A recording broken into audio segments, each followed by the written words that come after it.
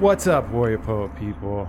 Here we are with Cheyanne Weldon, the Executive Director of the Austin chapter of Texas NORML. Now, some of you may know what that is, and some of you may be a fan and not even know it. Texas NORML is the National Organization for the Reform of Marijuana Laws. So, she's on our team. She's fighting a good fight. Welcome. Thanks for coming on. I appreciate Thank you for having me, Aubrey. Absolutely. So tell us, what's the current state of affairs here in this fine state we got here, Texas? We got these other enlightened states like Colorado and Washington. They're a little ahead of us. That's not like Texas to be behind the curve. So well, what's going on here? The problem is mainly that the way we change laws in Texas is different than the way we change laws in California. Every state has a different set of laws, and about half the states can go door to door and collect signatures, and that's who you really see leading any of these charges for freedom, because it really is the people that are able to take direct action. They can collect signatures, they get enough verified, and they get something on the ballot for the people to vote on. It's very direct. So there's like a certain threshold for signatures. Right. And that's dependent on each state. But the other half, it's like 26 and 24, it's about half each. The other half is like Texas and has to go through the legislature, which means we have to. And we don't give a shit about signatures here in Texas. No. Doesn't matter. On the local level. Take your level, signatures and wipe your ass with your signatures. That's exactly right. That's what I try to tell people when they tell me they had so many signatures. I'm like, and what are you going to do with them? At the state level, there is no method by which to have them checked, no department that to enter them into to verify them. There's nothing. So on the local level, you can do that. But unfortunately, since 97, we can only change drug laws in Texas at the state level. That was through a direct law that was passed because of a local initiative to try to get medical and a little civil disobedience, which I think we can imagine what it was. It's a year after California got medical. I think the Texas legislators said, oh, hell no, we're not going to do this. Don't let the devil's cabbage in our state. Exactly. And the backlash was huge because now, unlike even Louisiana, who New Orleans has a $100 ticket, just the city, we can't do that on a local level because of this law that was passed in 97. So in New Orleans, you get a $100 cash ticket. And there's a lot of other cities that have done it in other states because the city is allowed to take action different than the state level. And that's how a lot of states have gotten there too. They city by city, and then the more rural areas aren't fighting it as much because they get to see it locally. So we're limited in those two ways. And also our legislature only meets every other year for about 6 months. It's 140 days. What the hell are they doing the rest of the time? They have regular jobs, which is something people need to know when I've heard some people say, oh, well, they're just these well-paid bureaucrats. And I'm like, not in Texas, they're not. Unless they have an independently wealthy spouse or they have an inheritance or something, they all have other jobs. They're doctors, lawyers, real estate agents. Don't get us feeling sorry for the government. No, I mean, right I'm just saying they get $7,000. It's all public. They get $7,000 for the legislative session. They really make their money on the per diem because the ones coming from out of town have to be here during the session. Right. So it's not that they make nothing, but the rest of the year they got to do something else. It's like being a teacher. Yeah. It makes sense. So what is the plan for Texas? Then I want to talk a little bit about the rest of the country. So what's the plan? What are you working on then? Okay. Well, there's a few coalitions forming, and the main one that I'm working with on the marijuana issue is we just got a new name. It's with a Marijuana Policy Project is leading the charge, and they've helped pass laws in many states already. So the fact that they're even interested in putting money here, and that a huge donor from California put up $100,000 for us to match here in Texas. Nice. So that kind of got the ball rolling, and Rob Campia, their director, now lives here half-time. So we formed a coalition, which is Marijuana Policy Project, Texas NORML, DFW NORML, Mothers Against Teen Violence. There's the ACLU. Several groups are in coalition together and contributing funds to hire, and we've hired a lobbyist. So for the first time that I know of in Texas, we have somebody working at the Capitol right now, schmoozing, seeing who's willing to do what, and letting us know so we can get the people in on it. And what kind of vote needs to happen? We need to get a majority of the actually we have to get a bill passed. So the way laws are passed on the state level in Texas, we get to vote on who represents us. Right. And we have a senator that represents a large group of us, like 500,000, can be like in a rural area the size of Pennsylvania. But here we have several senators. On a more local level, representatives represent us. There's 150 of them, so they represent a less number, more 100, 200,000. But we're supposed to be in touch with them, and it really doesn't take that much to get their attention, to get them to know your name. They got to be aware of this issue. I mean, everybody's talking be aware about this, of it. People say a lot. Why don't they do what we want? And like, it's not like they're going strolling through the park and going, oh look, it looks as if the people want marijuana. You know, you have to go to them. If you want something, you have to go to them. You don't wait for them to just decide. Yeah, you got to force their hand. We have to be proactive, and that's how it happened with alcohol prohibition repeal. The people were proactive. Yeah. Well, and also the negative ramifications were going out of control, which they are with marijuana as well. Too. And they have been. That hasn't changed anything.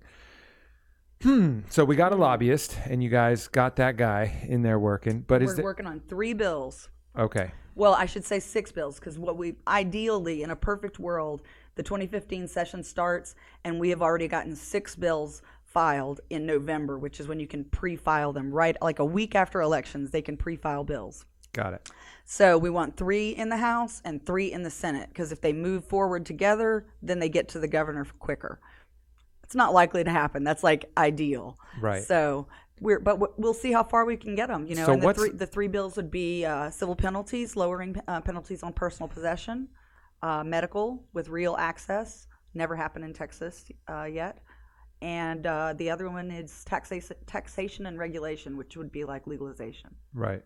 Yeah. So that would be recreational. So and I like to say retail. It's none of their business if I'm having fun or not. Right. Yeah. That implies intent when you true. say recreational. So retail sales. So retail like market. Yeah. Yeah. So what else can we do to help make some noise? I mean, we got some people on the inside working, but it seems like there would be a way that people could get together and be like, hey, like, listen, pay attention. You know, I guess maybe pay more attention to who we're voting in. Exactly. You know, and demand that they talk about those issues. And they're not all going to come out on this issue. We think it's a big issue because look at who we know. Look who is in your circle of friends and who you relate to. You don't hang out with the people that I've occasionally run into who have never even seen marijuana. Right. Let alone are they thinking we should be doing something about it. Well, for those people, though, you just point to the prison sentences that get reduced. Sure, but we don't interact with them is my point. Right. So when people say everybody wants this, well, we're not interacting with a lot of people that don't. So I think one of the biggest things we can notice is that when we do polls, at least half the country, anywhere you ask, at least half the country is for this. Now we've got polls up to like 80% of people think it's going to happen, even if they're not for it. But when you ask questions like, do you think your neighbor, your family, your coworker is for it? It's always like 30%. It's low. So people are in the closet. People don't talk about it. But now, you know, we've reached such a level, we're all so in touch and we're all so mobile, and this is actually happening in Colorado. You know, it's not just a hope and a dream anymore. There are retail transactions being made. I made one, a legal transaction last month. Nice. And so now, finally you got to smoke. Finally, you got to smoke marijuana. Cheyanne, exactly. For the first time. I know, and I'm trying to get off the heroin now. It's been a few weeks. The gateway effect is strong. It's very strong. I've noticed a lot of tracks between your toes. Yeah, and in your arms. It's been rough. It's scary. You know, I'm dwindling away over here. But so now it can be a topic that people can bring up, and they don't have to say, hey, I want to smoke marijuana or I should be allowed to. It doesn't have to be anything about them, because it can be, wow, did you see that CNN special about that little girl with epilepsy? You know, it can be, wow, my coworker went to Colorado, I heard. You know, I mean, it's happening. So people can have a way to talk about it and, get out of the closet. I really think you can relate it to the gender movement and how that moved from people not supporting it. I think it jumped 60% in 10 years or something, from people not supporting it to who did, because it went from a perception of the stereotype to, oh, they're just like us. Right. And there was an evolution there that had to happen. At first, you know, guys with pink boas and Speedos all oiled up are totally fine with getting out there and showing themselves. So it's later that the couples that have been together for years and just sit at home and watch TV come out. So do you think it's a bigger issue of this force of resistance from either like a religious or some kind of moral authority that's the biggest problem, or is it just general apathy from regular individuals that's the biggest issue? I really think that the apathy from people who are not active consumers, and some even that are, is more of a problem than the opposition at this point. The real strong opposition it's very weak, really. It doesn't have a lot of movement. It doesn't have a lot of supporters. It doesn't have a lot of organizations. It just has what it has is that is the structure that's in place. Yeah. And when something's in place, it takes initiative to change it. And us getting people that don't even want this for themselves to be involved is a lot more difficult than even getting the ones involved that do want it. So really, if you're pro marijuana and you're listening here, talk to your friends about it. Yeah. You know, like come out, just be talk to your friends. I've talked to my grandmother, you know. Yeah. I mean, talk to people that you don't know already are going to agree with you. I talk to people randomly in the grocery store. I walk up to cops and this is the way I approach it. This is the best example is cops, I think, because that's whose people would be very nervous to approach. Personally, I've approached cops when I, at that moment, was committing a crime unbeknownst to them and had marijuana leaves all over my clothes. And I just, you know, they're not going to think I'm carrying anything whenever I've got it displayed all over me. Right. So I like to walk up to cops, but I like to ask them a very simple question, and it throws them off guard. They're very defensive initially, even the nice ones. You say, "Excuse me," you know, obviously when they're not busy. Can I ask you a question? And you're wearing something normal, and they look guarded, and they look like, oh, God. What am I about to be asked about or accused of that I really don't even care about? And so I said, so it looks like, you know, marijuana is getting legalized in some places, and it's probably going to come here. Just, you know, a matter of when. What do you think? And what do they say? Well, first it was like a long pause because they didn't have to defend anything. They didn't have something to spit out to defend themselves because I hadn't asked them. I hadn't accused them of anything. I just said, what do you think? And then there was kind of, like a pause and like a little sigh. And he said, well, one of the two said, well, it's better than alcohol. And then we talked about it a little. You know, he said he's concerned a little bit with some stone driving. And I said, you know, it'll mostly be the newcomers to this, the naive people. And that would be the case whether they got it in a retail market or not. And people need to, that's a matter of education. I said, don't you think that's a matter of education? It says on the bottles of our pills, our prescriptions, don't drive until you know how this affects you. Yeah. That's an education. So I got him to agree with me, and then we kind of moved on to other stuff and chatted. Huh. Wasn't there, now I heard from somebody, and I have no footnote on this, so I don't know if it's true or if it's bullshit, but I heard from somebody that they did a driving study where there was one study where they just got people blasted out of their mind and had them drive, and obviously they couldn't drive very well. But then they did another study, which was more like real life, where they got people used to being high, like they got them high a couple times and had them then do a driving test like after 4 or 5 times or whatever, and they actually drove better than they did when they were sober. Is that a real test that happened? There is a test on the CNN, I think, that did the most credible one that I've seen. And the way they did it was they took an occasional smoker, somebody that, you know, if somebody else had it, they'd probably take a hit, but they didn't have weed every day. They took them and tested them after each toke or something, or smoked some certain amount and then would try driving. And he was progressively getting worse, distracted, slow to react. And then they test drove a woman who is a medical marijuana patient, who is a regular user, an everyday user, and she drove better and as she kept getting higher. So, moral of the story, if you're going to drive stoned, make sure you're a real stoner. Well, what it is, I like to tell people, you know, perhaps as the science develops and we're allowed to do research on this plant like we would any other, perhaps we find out that people are actually cannabinoid deficient because we have endocannabinoids in our body and there are phytocannabinoids in the plant. And when we ingest the plant, those cannabinoids, ours in our body have receptors, and so these phytocannabinoids join with those receptors and they control everything, every system in your body. So that's why people get hungry. That's why people have short-term memory loss, which crosses over to mean it helps PTSD. You know, I mean, it affects those types of systems. It doesn't affect your brainstem though, or it doesn't cross the blood-brain barrier, I think it is. So that's why you can't overdose. It's not ever going to make you overdose. You could pass out. I have seen people pass out. Yeah.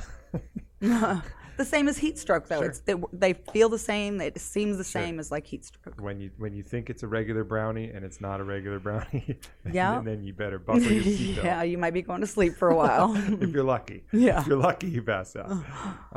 Well, that's interesting. All right, so that's kind of the Texas plan. What do you see going on in the national level? I mean, do you see momentum for some kind of national, just like, all right, you guys win? Yeah, absolutely. I think it's a matter of a lot of agencies trying to save face a little bit. And I think that we're seeing that at different, the Republican Party is trying to slowly integrate younger people, but save face on being the ones to say that this is okay. But the government agencies are doing the same. I don't think the DEA, the enforcement agency, is going to be the people that are our champions. So there has to be some kind of argument and disagreement between the agencies and the government, and that's a little hard. We have to put more pressure on them. And I always tell people, this issue isn't even on the League of Women Voters guide, which is like where you go for the issues that everybody looks at when we're voting. And to me, that tells me that it's not a popular enough issue to force government. Because a federal change has only happened in an issue like this when more than 20 states had already gone completely opposite of federal law. Not like just medical, where some people are just not getting arrested, but during when they prohibited alcohol, when they repealed prohibition of alcohol, and when they prohibited cannabis, all had been done at a state level, more than 20 states, before the feds did anything. So it just takes some more momentum. And I think by 20, now. You're right, we have 2. So after November, we probably have 4. Alaska and Oregon, probably. So, and then we'll have a session, and then in 2016, we'll have probably 4 or 6 more. And then we'll have a session in 2017. And then by 2019, there should be at least a dozen states that have legalization. And I think then we're starting to look at federal change as well as Texas change. You see, the people who adopt early are going to start to reap incredible benefits over the other states. I mean, you see some of these figures coming out of Colorado of the revenue generated, people moving in just for this. Yeah. I mean, I know you're going to have people. these semi-utopian states, and their neighbors are going to be looking around like, harumph. Like this isn't. Hey, this isn't sounds kind of like Austin to me. Yeah. Just for the music scene. Uh-huh. So, I mean, it'll equalize someday. I don't know if it'll be in my lifetime. I like to say that I hope my granddaughters will someday be in a place where there could be a cannabis plant sitting outside of your building and no one would steal the flowers off of it because they would no more likely steal your tomatoes. They could just as easily get their own. They wouldn't want something that they don't know what it is. And you think it's going to take that long, granddaughters? I mean, for it to be that available and that no stigma, that's like having no stigma at all, like no history. It's any other plant. People no longer say medical marijuana, because I've had someone ask, what's medical marijuana? We've defined it as a term, as if you don't say medical aloe vera, do you, or medical valerian root? Yeah, for sure. It's just a plant. Well, we're on the path. That's the good news. We have options. We can move to these cool states, and the penalties are seeming diminishing, except for this really fucked up case here in Texas now, where somebody who had some weed brownies that they're going to sell. What is going on with that? Yeah, well, they still have not indicted him, so it could be that the whole search gets thrown out. We don't know. We're still following the case. So what happened exactly in that? Well, the way the laws are written, they can, you know how you can take something by the letter or by the words, or you can take it in the spirit that you know it was written, but sometimes that gets lost and twisted if it's not very clear. So one of the things that he's being charged with is that the brownies were made with a concentrate. He had purchased or had or allegedly used some type of oil which had cannabis in it. It was an extract or something. So that put any concentrate, any amount of concentrate in Texas is already a state felony, just any amount. So that puts, no matter how much he had, he's in that category.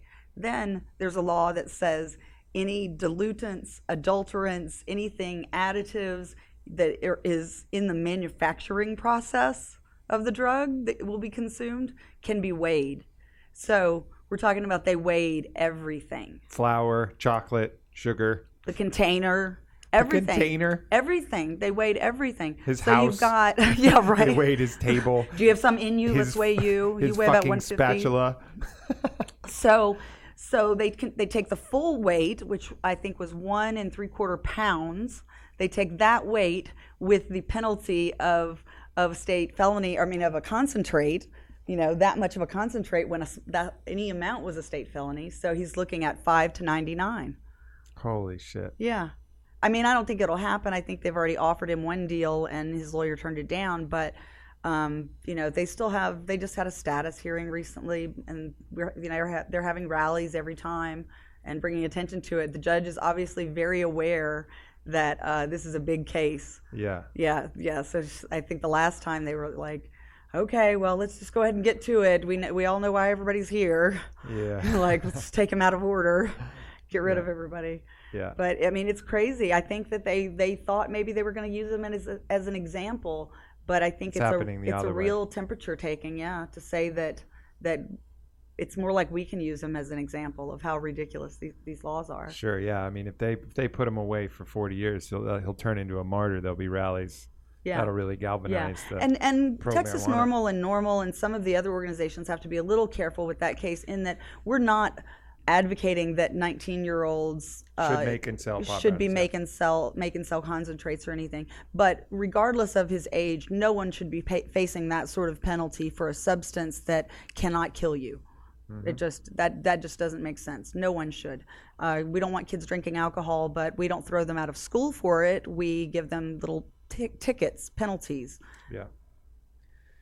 Yeah. Well, this archaic draconian system, you know, it's about time that when you're doing something of your own volition and you're not harming anybody, and they're partaking in something of their own volition with their own bodies, when the penalty is you're getting thrown in a cage. And there are drugs in jail. I don't know if you've heard. They have some. And rapes and, you know, regular dehumanization across the board. I mean, when the penalty is that versus what was the crime again? Oh, you had something you weren't supposed to, which makes you a criminal, which makes you bad, so we have to put you away. It's this completely backward system that we're unwinding. But, you know, it's only been in our lifetimes and our parents and their parents' lifetimes. It's a century in Texas we've been arresting federally since the 30s, but before that, cities, states were already arresting, and Texas was the first. Yeah. Well, these taboos, they get ingrained in culture, and they're hard to unwind. And I want to, you know, we only have a few minutes left, but you brought up an interesting topic that I wanted to chat about, which involves another taboo, which is the dead body. Oh, you're going to go straight for that one. You skipped all my other ones. You're going for the hardcore. This one is really interesting because I've never actually... You never thought about it? I've never thought about it before. For years, I have driven by cemeteries for years and thought, when are we going to stop wasting that land? I have. I've just never said it out loud to anybody else until like this year, probably, because I like to stir things up now. Yeah.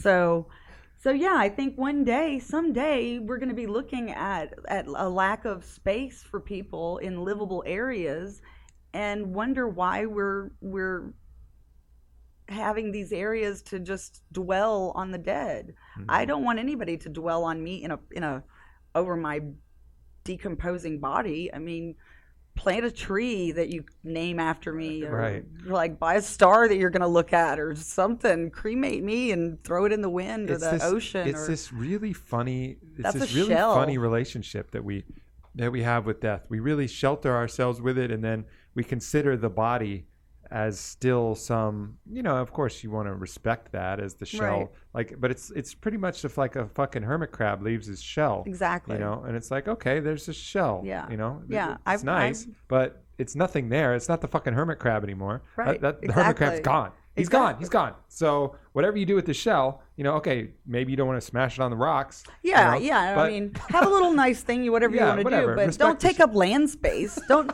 take up real estate for my dead body. Pay all that money for some memorial. I mean, hopefully people will remember me. It's like I went to Venezuela. I spent 9 days in Venezuela. I had an amazing time. On the last day I went, oh, damn, I haven't taken any pictures. You know what? I remember that trip vividly. I don't need pictures. Right. I don't even need the few little souvenirs that I brought home. I honestly wish they'd break just because I don't like having crap anymore.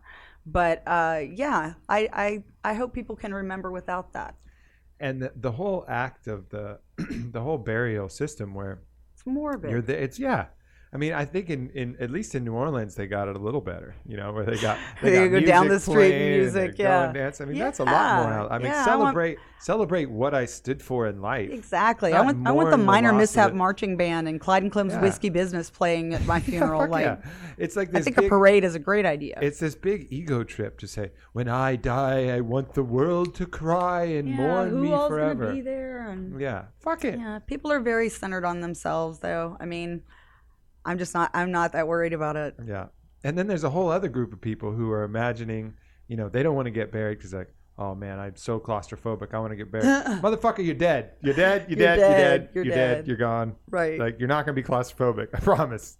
You know, Yeah. it's this weird thing we have with death where we don't want to, in some regards, we don't want to acknowledge the fact that there is an eternal, you know, anything that goes on. But yet at the same time, we're still attached to the fact that there is a body that has somehow some awareness or something Right. like that. So It's I just a kind of fucking like body. to bring it up sometimes, you know, like in my board when I try to insist with them that things are important that they listen to. I'll go, okay, if I die, this is blah blah blah, you know, and they'll all kind of laugh, and I'm like, I'm serious though, really, like it could happen.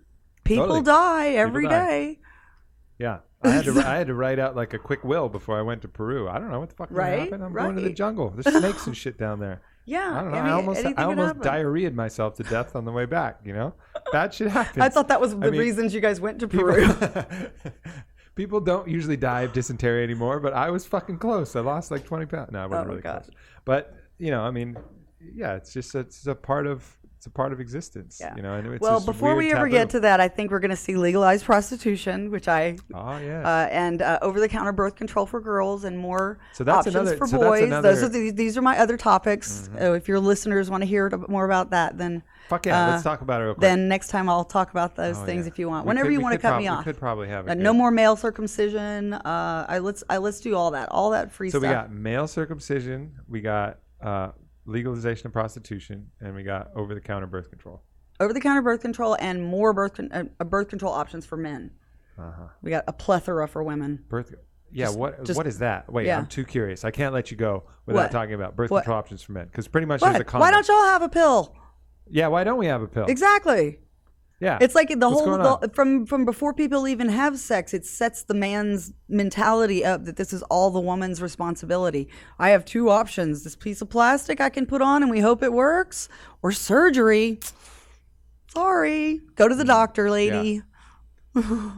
So is that even possible? I mean, I think it's possible. I mean, they came up with a pill for us like 50, 60 years ago. yeah. I mean, but we went to but the since damn that- but moon those- before I was But those born. sperm ovens are relentless. You know what most guys Sperm say to ovens me? can't be I either stopped. get guys who I think actually get to have sex sometimes will say, I'd take a pill. And then a lot of idiots say to me stuff like about hormones, like they're against it because of hormones. Like, excuse me, those women that are willing to participate in having sex with you and are on birth control, what do you think those are? Yeah, those manipulating are hormones. But hormone manipulation wouldn't work for men, though. It would have to be some other mechanism. I don't know.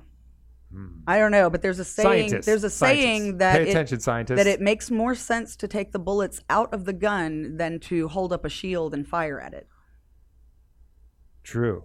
I'm with that. Scientists, figure this shit out. Yes, All right? we went to the moon I mean- before I was born. Come on. I mean, the fact that the condom is such a crude implement for our uncrude times. You know what I mean? Right, right. It is like, can we not think of something better than that?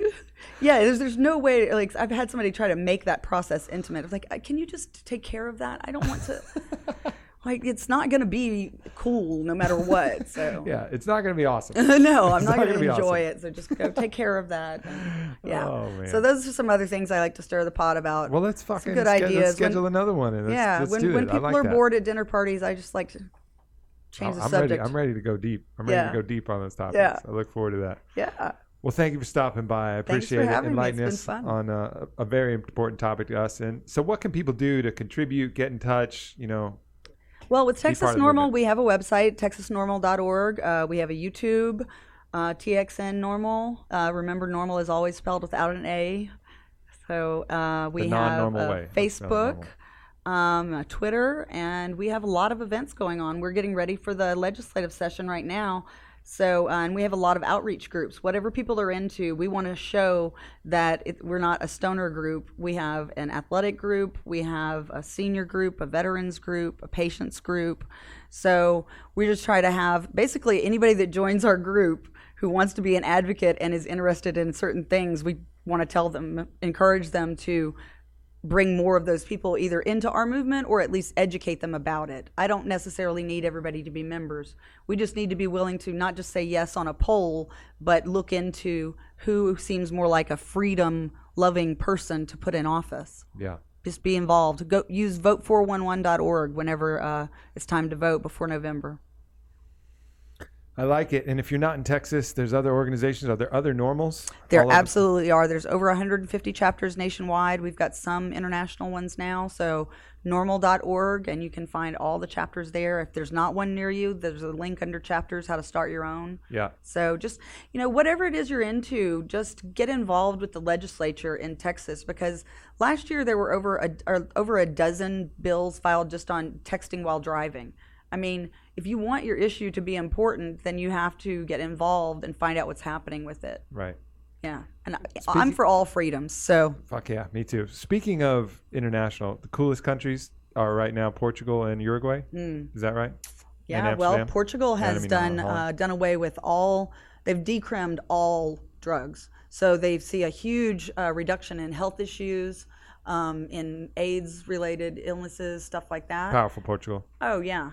Yeah. And Uruguay is done. Uruguay is looking at selling through the country. The country is going to be governing the sales, kind of like what Washington's doing through the state alcohol board. But I think they're going to allow some people to be growers. So it'll be interesting to see. I mean, it's a little douchey to control all of the weed sales, but at least it's free. At least it's well, I think that there are going to be people higher that aren't government people growing, but I think they're controlling the sales. Right. But actually, that's what Virginia it's actually does with not. It is very cool actually, because I remembered the Uruguay president. He is such a charitable person. He is trying to undercut the black market. We're adding so many taxes, and even some people are complaining as if it's cheaper to go to jail or something. But so it's close to street market value, or sometimes more with taxes in Colorado, Washington. Whereas in Uruguay, they're talking like $1 a gram. Ooh, powerful. Because they want to undercut, which I'm sure it's cheaper there anyway, but they want to undercut the black market specifically. So he's on the right track. I like it. I like it. Cheyanne, awesome to have you. We'll have you back. We're prepared to go deep on these topics. All right. Thank you. Thank you, everybody. Peace.